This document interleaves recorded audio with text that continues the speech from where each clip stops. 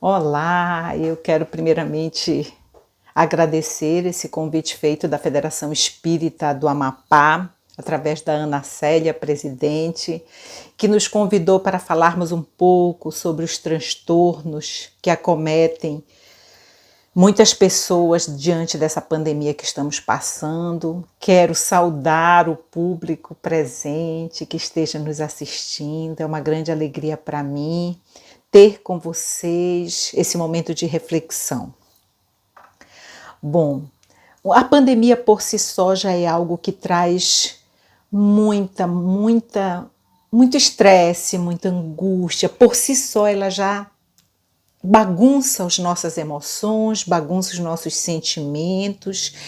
Evidentemente que cada pessoa ela vai ser afetada de uma forma, conforme a sua estrutura psicológica, né? Na minha experiência clínica, a gente pôde perceber que durante essa pandemia, duas patologias, elas foram extremamente, elas saltaram aos olhos. Que em primeiro lugar vem a ansiedade e em segundo lugar a gente destaca a depressão.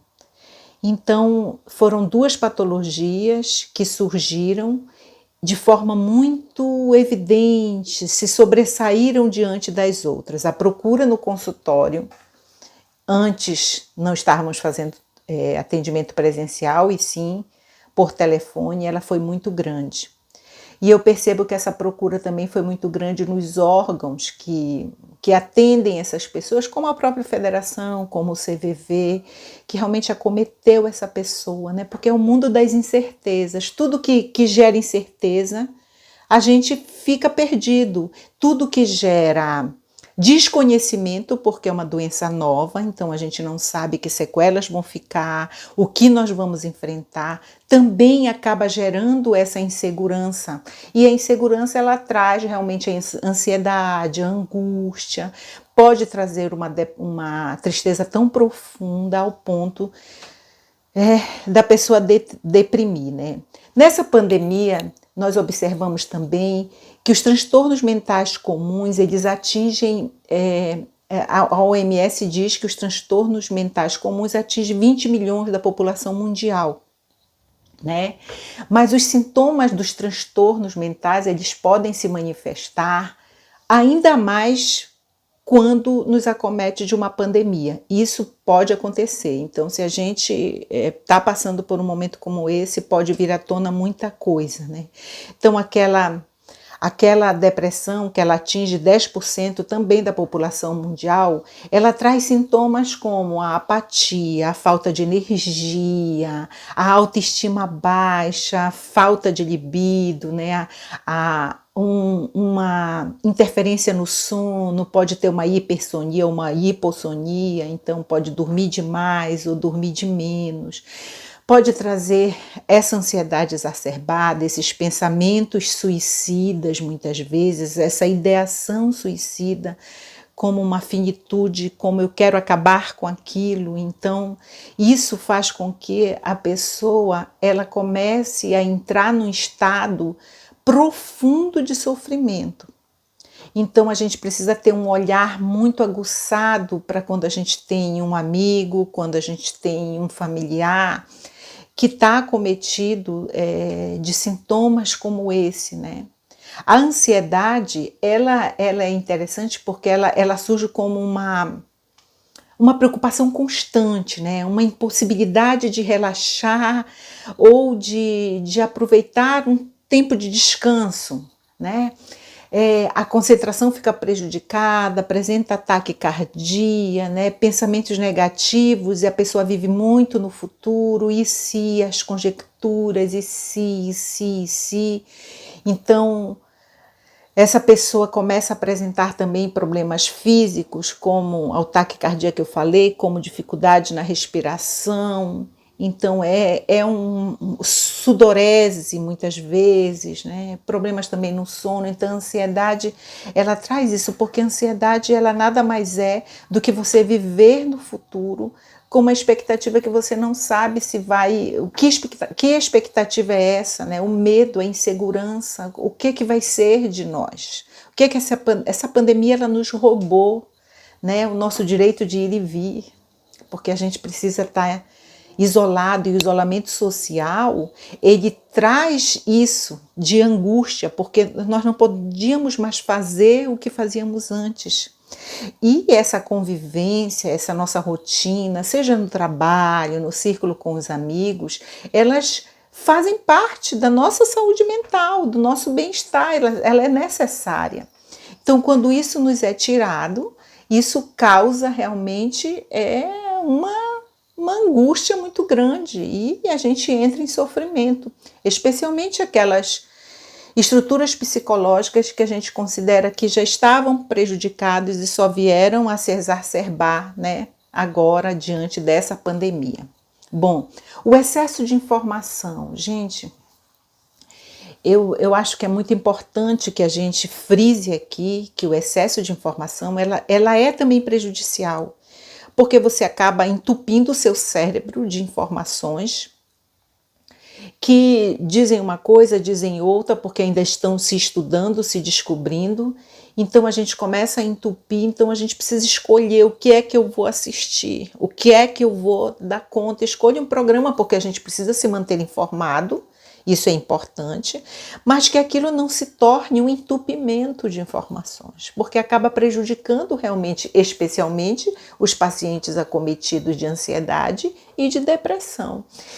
Então há aquele desespero porque a gente não sabe realmente o que vai acontecer. Quando eu digo que é o medo do desconhecido, eu vou fazer uma analogia aqui bem simples. Se a gente está num ambiente estranho em que falta luz e que a gente tem que tatear para encontrar a saída, vai causar insegurança na gente. Se isso for na nossa casa, se for algo que a gente conhece, a gente sabe o caminho e vai sair, vai pegar uma vela, vai pegar uma lanterna para que aquele ambiente seja iluminado. O medo do desconhecido é justamente isso. A gente não sabe onde a gente está pisando, a gente não sabe com o que a gente está lidando. Então a pandemia ela traz justamente isso, essa insegurança. Eu não sei se eu vou morrer, eu não sei quem vai morrer, eu não sei o que vai acontecer, eu não sei as sequelas. É um turbilhão de informações muito grande. Quando a gente sabe que tem um amigo, que tem um familiar que pegou o Covid, a gente fica extremamente ansioso, nervoso, né? Então mexe com as nossas emoções, bagunça tudo aqui dentro.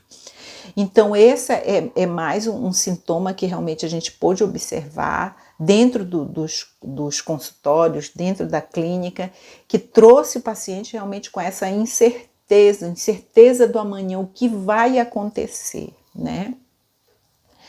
É interessante a gente ressaltar que nós, na minha família, por exemplo, eu fiquei internada, fiquei num estado grave e realmente teve momentos, apesar da gente ter a nossa fé muito grande, ter o apoio familiar, e teve um momento em que nós realmente ficamos com medo do que vai acontecer com a gente, a perda. Foram 3 pessoas da minha família, eu e mais 2 filhos internados, mais outros 7 em casa contaminados. Então foi um momento realmente que eu vivi isso na pele, eu trabalho com isso, né? Os meus pacientes chegam com esses sintomas de desespero, de ansiedade, e vejam bem, eu vejo isso como perfeitamente natural diante do que estamos vivendo. O que não é natural é você continuar nesse sofrimento ao ponto de pensar em desistir realmente de viver, né? E isso é preocupante. A ansiedade ela é inerente a todos nós temos um momento de ansiedade, seja diante da defesa de algum trabalho, de uma entrevista, de uma palestra. A gente tem essa ansiedade no lidar, isso é perfeitamente humano, é perfeitamente natural, mas essa ansiedade ela se torna patológica quando ela ultrapassa esses limites da normalidade. Então, quando eu começo a apresentar aqueles sintomas que eu já falei, né, a gente começa a pensar realmente numa patologia, num desequilíbrio, num transtorno mental, né? Então, porque isso fere, machuca, isso dói, isso nos tira do nosso comportamento habitual, do nosso comportamento natural. Então é muito importante que todos nós fiquemos de olho nessas patologias, seja dos nossos comportamentos, seja do comportamento de um familiar, de um amigo, para dar as devidas orientações, né? Eu digo que a depressão, doutora Ana Beatriz Barbosa, uma grande psiquiatra, ela diz que a depressão, quando ela comete, ela já veio de várias crises de ansiedade, pode desencadear uma depressão, né? E o sintoma maior da depressão, que é essa tristeza profunda, esse vazio existencial, essa falta de sede de viver, a pessoa não tem apatia por tudo, o sofrimento é tanto que muitas vezes essa pessoa pensa em tirar a própria vida, né? E os pensamentos e as ideações suicidas, elas ficam de forma constante. Então, daí a necessidade de se procurar um profissional da área, e na maioria das vezes, quando é uma depressão, a gente precisa entrar com um tratamento medicamentoso, daí um psiquiatra para auxiliar, né, esse paciente na administração dessa medicação, e um psicólogo para que atenda essa pessoa de forma constante, de forma que faça daquilo uma rotina, para que ele consiga elaborar todo esse vazio existencial que porventura ele esteja sentindo. E o psicólogo, ele vai funcionar como um facilitador nesse processo da elaboração desses conflitos internos, que trazem muitas dores, que trazem muita angústia, que trazem muito sofrimento. Então a gente precisa olhar isso de uma forma respeitosa e de uma forma assertiva, buscar a ajuda realmente devida. Hoje, para o equilíbrio das emoções, especialmente para a depressão, para a ansiedade, que é das duas patologias que mais surgiram durante essa pandemia, a gente precisa estar com o tripé em equilíbrio. O corpo, através dos exercícios físicos que nos fornecem os antidepressivos naturais. Mente, que é a organização, é o equilíbrio dessas emoções, desses pensamentos, muitas vezes repetitivos, obsessivos, intrusivos, difíceis de se livrar, e o profissional, o psicólogo, vai favorecer justamente isso. E o espírito, como é que a tua espiritualidade está enfrentando tudo isso? Como é que está a tua espiritualidade diante de uma dificuldade que a gente tem, né? Como é o caso que a gente está passando dessa pandemia. Então, esse tripé, eles precisam estar alinhados para que você consiga enfrentar da melhor forma possível esses sofrimentos que nos chegam. Se a gente estiver com esse tripé equilíbrio, eu não vou dizer que não tem sofrimento. Claro que tem. Quem fica feliz de ter a sua liberdade tolhida, né? No direito de ir e vir, de ter que estar usando as máscaras, né? De não poder nos reunir com nossos amigos e familiares, de não poder fazer uma viagem, de não poder ir para o nosso local de trabalho, que é o nosso verdadeiro tesouro na contínua mudança dos tempos. Tudo isso traz sofrimento. Mas quando a gente está com esse tripé organizado, favorece o nosso entendimento, favorece o nosso equilíbrio. Não é que não tenha sofrimento, mas esse sofrimento ele passa a ser ressignificado, né? E como todos nós temos a capacidade de ser resilientes, nos adequar, né? Nos ressurgir, né? Das dificuldades em que estamos passando e enfrentar esse momento de uma forma totalmente diferente. Outra patologia também que eu não posso deixar de ressaltar, embora as duas sejam carro-chefes do consultório, eu gostaria de destacar também aqui a síndrome do pânico, onde o paciente ele experimenta um sofrimento ao ponto de pensar, eu vou morrer. E quando chega no hospital, não existe alteração física, né? Tá tudo normal. Mas o paciente experimenta uma sufocação ao ponto de pensar que vai morrer, né? Essa síndrome do pânico também acomete os pacientes que agora nos procuraram nessa pandemia. Outra situação também que a gente não pode deixar de destacar os pacientes acometidos do Covid, que tiveram um processo de internação, ou mesmo na sua casa, mas que experimentaram todo esse medo, eles ficaram com muitos deles, não são todos, como eu falei, depende da estrutura psicológica de cada um, mas eles apresentaram o TEPT, que é o transtorno de estresse pós-traumático, então vez ou outra vem aquele medo de algo que já passou, percebe? Então tem o medo, às vezes é um medo de ser recontaminado, né? Muitos dos meus pacientes que agora recentemente surgiu essa notícia de uma possível recontaminação, entraram em pânico.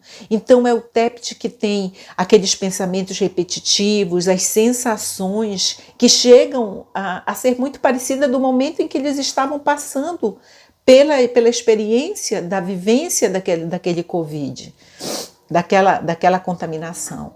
Então, esses pacientes, eles nos chegam realmente dessa forma, com um transtorno de estresse pós-traumático muito grande, porque entraram em sofrimento, né, diante da possibilidade de voltar a se recontaminar, ou então de perder alguém, e como eles já experienciaram uma contaminação e passaram por diversos sintomas que foram desagradáveis, né, que trouxeram realmente sofrimento, eles acabam se desesperando. Então, buscaram ajuda justamente por estarem com o TEPT, que é o transtorno de estresse pós-traumático.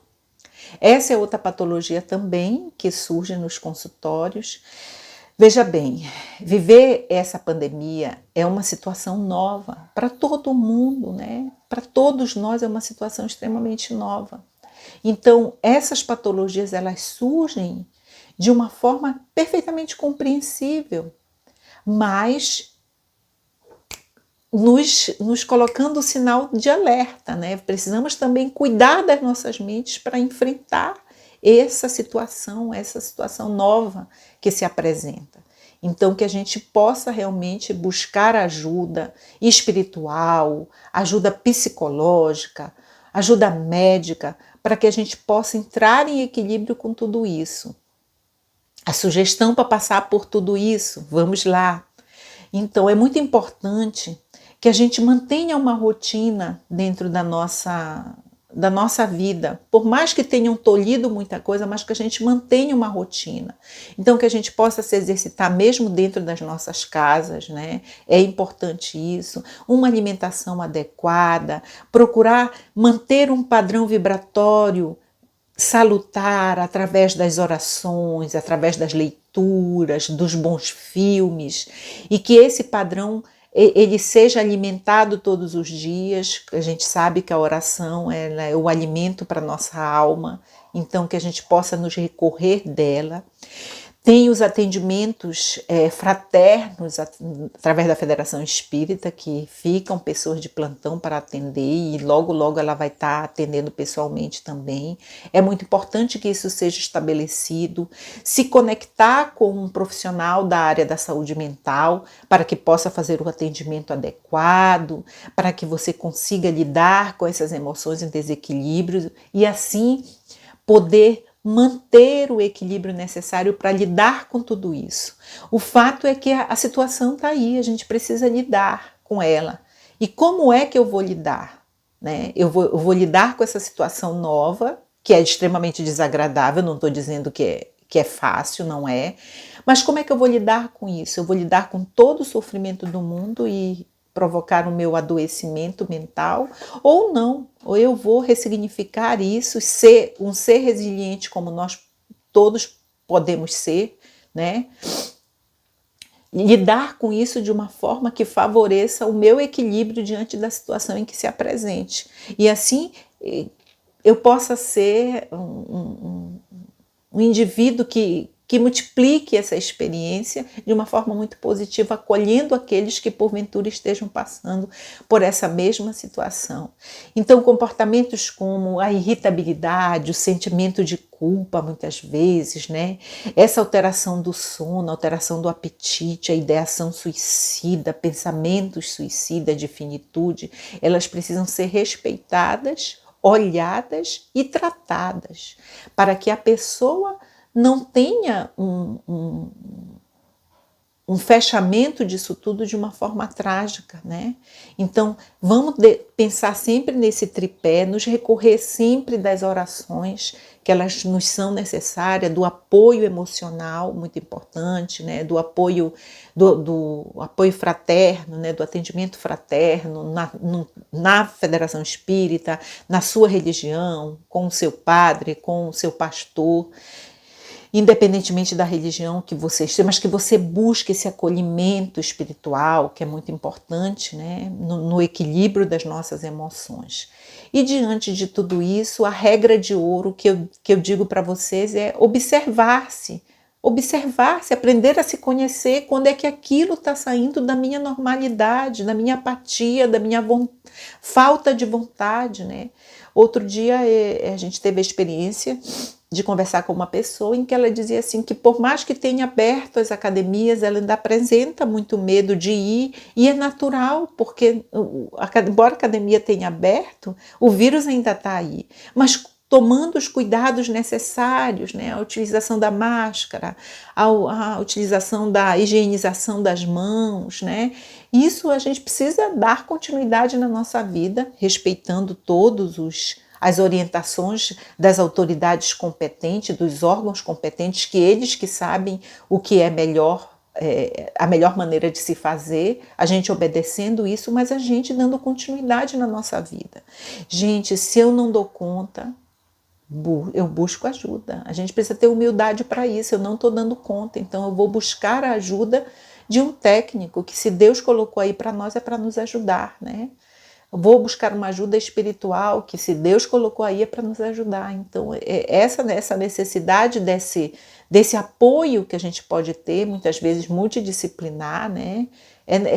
A gente está aí, vamos buscar. Então, a regra de ouro realmente, diante de uma pandemia, diante de uma situação como essa, é observar-se, é se autoconhecer, né? O que é que eu estou percebendo que aqui não está bacana, né? Essa é a regra de ouro, né? Feita essa observação, eu vou buscar a ajuda e pensar que nós nunca estamos sozinhos, né? A gente tem os nossos familiares. Se não tem os familiares presentes, nós temos algum amigo. Se não tem algum amigo, nós temos a espiritualidade que está aí para nos auxiliar nesse momento tão difícil que nós estamos passando.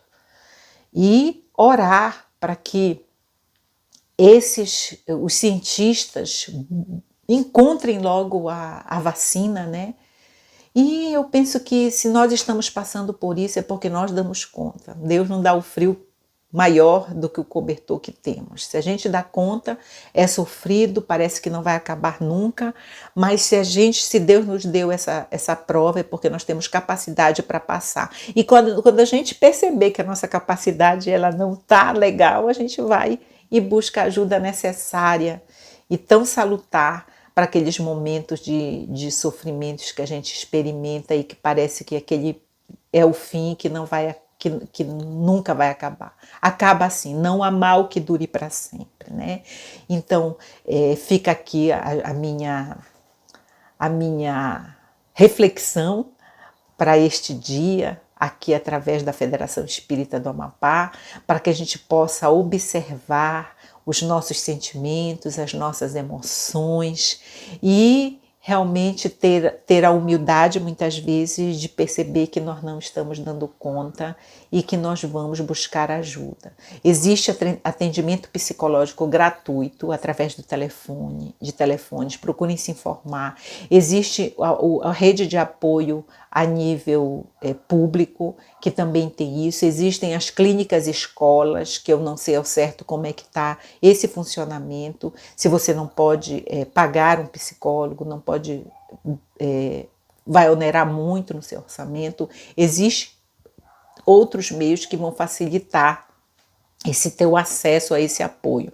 Eu ressalto aqui o CVV, que é o Centro de Valorização da Vida, que também faz esse apoio emocional, a Federação Espírita, que faz esse apoio espiritual, né, para que você se sinta cada vez melhor. Então, de certo que sozinho você não está. Busque ajuda, fale das suas emoções. A catarse é muito importante, você colocar para fora o que você está sentindo, se despindo de todo e qualquer vergonha, preconceito, e que a gente possa colocar para fora todos os nossos sentimentos, todas as nossas emoções, falar do que estamos sentindo, para que dessa forma nós possamos ser ajudados, né? E lembre do maior psicólogo do mundo, Jesus. Então, o Evangelho está aí, rico de tantos aconselhamentos. Então, recolhe-te, ora. E se isso não for suficiente, se você não está dando conta realmente, nem muitas vezes de orar, que é compreensível, porque as emoções, os pensamentos, a gente não consegue organizar, existem os técnicos, né, que Deus nos colocou aí para facilitar tudo isso, a elaboração dos nossos conflitos internos, que muitas vezes são grandes. E eu desejo que neste dia, que nesta situação em que estamos vivendo, nós possamos ser capazes de superar todas as dificuldades que porventura nós estejamos passando. Fica aqui o meu abraço fraterno, o meu pensamento positivo de que tudo isso vai passar, a minha vibração para que você consiga superar tudo isso que está passando e que logo, logo nós possamos estar todos juntos realmente reunidos, livres desse isolamento social, livres dessa situação nova, dessa pandemia, livres desse enclausuramento, desse medo que acometeu muita gente, né? Que a gente vai superar tudo isso juntos, mas sempre nos recorrendo dos mecanismos que existem. Lembrem, nunca esqueçam desse tripé, corpo, mente e espírito. Isso estando em equilíbrio, não existe nada que a gente não possa superar. Então fica aqui o meu desejo de muita paz a todos vocês e que a gente possa, a cada dia, sermos pessoas capazes de superar, superar e superar. Muita paz a todos.